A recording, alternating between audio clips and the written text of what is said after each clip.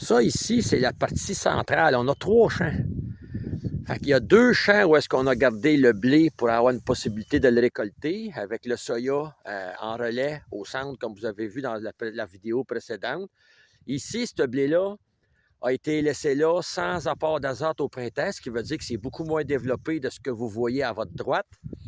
On a laissé plus de place au soya, mais ici, l'objectif, c'est vraiment, ça va être un champ, plein champ de soya. Puis vous voyez très bien là, la pulvérisation en bande, comment est-ce qu'elle a travaillé. Mais ce qui va peut-être donner plus de chance au soya, c'est que le blé, c'est moins développé en longueur. On a hâte de voir ça. Fait qu'à la récolte, on va être capable d'avoir un total ici au centre en soya pur sur un couvert de blé qui va être détruit là, dans les prochains jours.